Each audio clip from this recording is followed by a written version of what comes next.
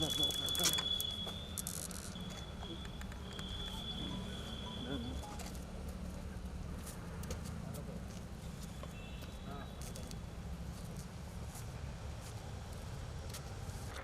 Minute sir. हाँ और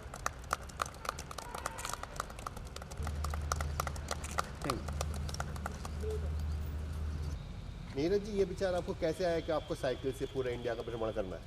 नमस्कार, जय जवान जय किसान जय विज्ञान। नमस्कार मेरे प्रिय किसान साथियों, आदरणीय गुरुजी एवं समस्त भारतवासियों। मैं Neeraj Kumar Prajapati, the bicycle man of India and the bicycle man of Indian agriculture, जो कि 1,11,111 किलोमीटर की मिशन ऑर्गेनिक बाईसाइकिल यात्रा कर रहा हूँ पूरे भारत भ्रमण की।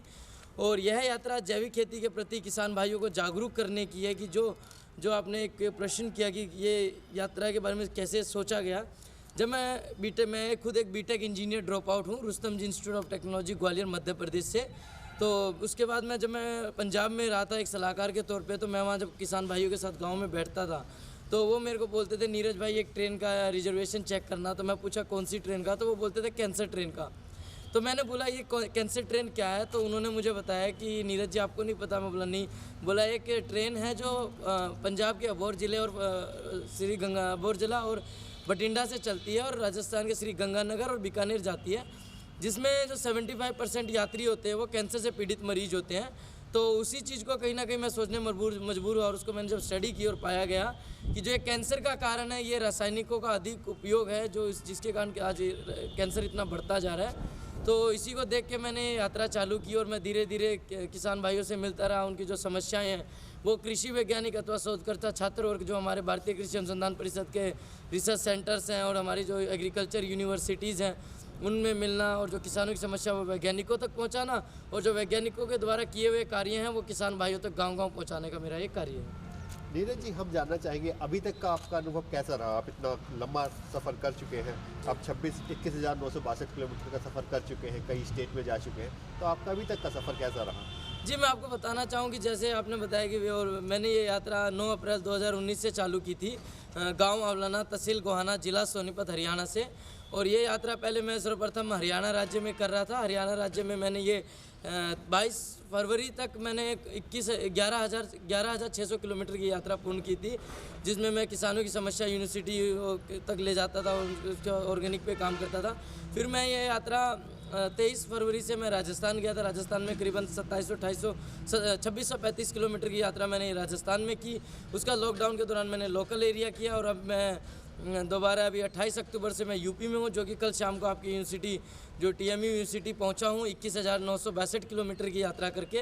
जो मेरा अनुभव है, मैंने एक चीज़ देखी है कि जो आजकल किसान भाई भी या बाकी पब्लिक में ये बोला जा रहा है, सुनने को मिल रहा है कि ऑर्गेनिक की मार्केटिंग में समस्या है, ऑर्गेनिक की दिक्कत है। मैं आपको बताना चाहूँ ऑर्गेनिक खाने वाले भी इस देश में हैं, उगाने वाले भी हैं, लेकिन उनके बीच में कोई नेटवर्क नहीं है जिसके कारण सही जो पर्सन उगाने वाला और खाने वाला आपस में जुड़ सके। तो उसी चीज़ को मद्देनज़र रखते हुए मैंने यात्रा चालू की है। जो किसान ऑर्गेनिक खेती करते हैं उनके खेतों में ये साइकिल पहुंचती है और इसके थ्रू किसान की भी मार्केटिंग होती है।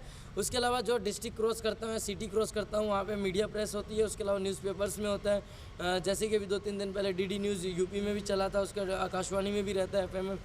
तो किसान और ये अनुभव है कि ऑर्गेनिक का जो स्कोप है आने वाला बहुत अच्छा है।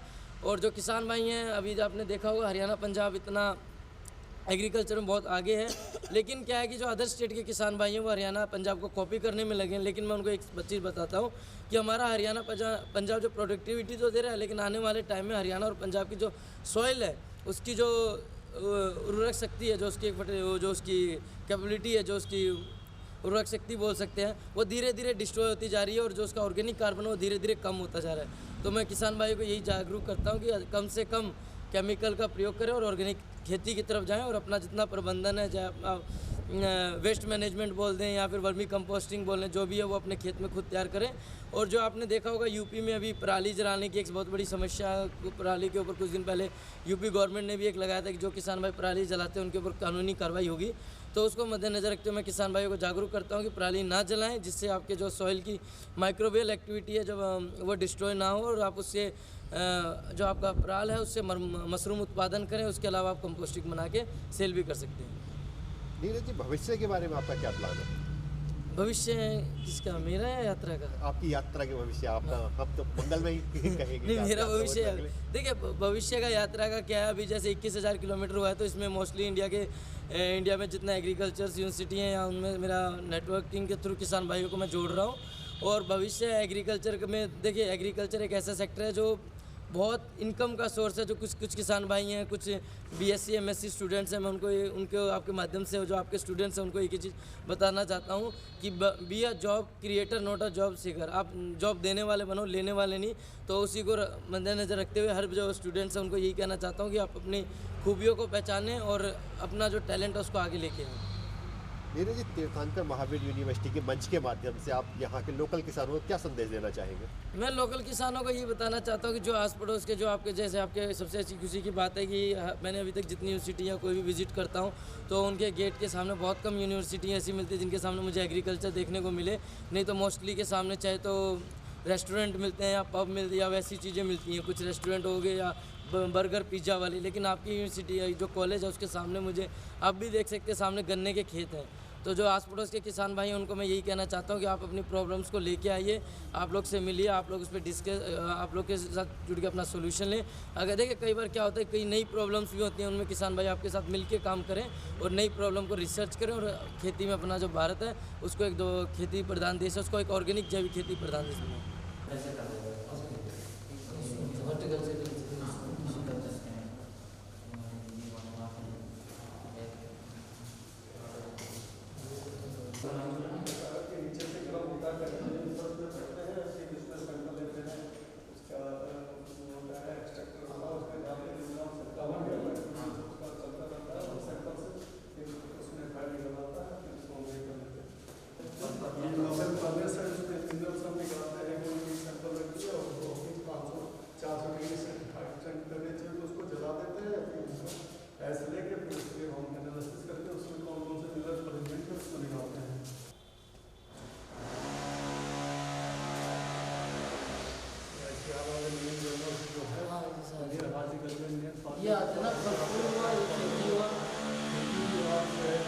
परमानेंट स्लाइड बनानी होती है, बनाने के बाद थोड़ी देर के लिए उसे हीटअप कर देते हैं।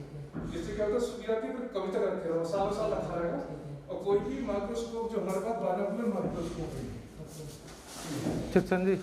इसके अंदर रख के आराम से इजीली हम देख सकते हैं कि उसका स्ट्रक्चर कैसा है। जैसे हमें सेल का देखना है, किसी की एंटीना का देखना है, विंग्स का देखना है, तो आसानी से इसमें देख सकते हैं। रेडी है। ऐसे हमारे पास बहुत सारे बायोमोलेकुलर है। वही बात है, बच्चों के ऊपर भी धनास करने वाले नहीं, हमारी कोई कमी नहीं, लैब चलती है हमारी बातें में।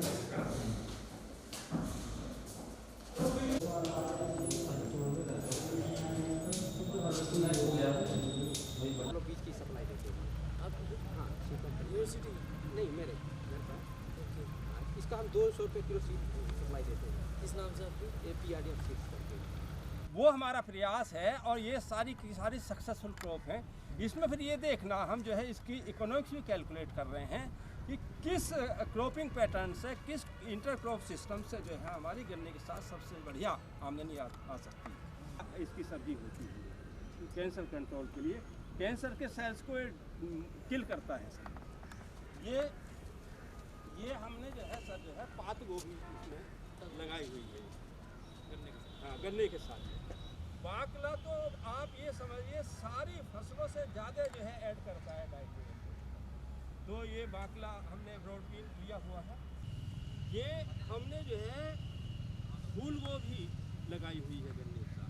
प्लांटिंग मेथड इसमें जो है ये आपका 2 लाइन 1 आई सेट प्लांटिंग, 1 आँख का गन्ना जो है, 1 आँख के पेंडे सर है इसमें गन्ने के साथ यूज किए हुए। ये हमने जो है पॉली बैग्स में गन्ने का 1 आँख के वर्ड्स लगाई थी। मेथी की, पूसा अर्ली बंचिंग और राजेंद्र कांति।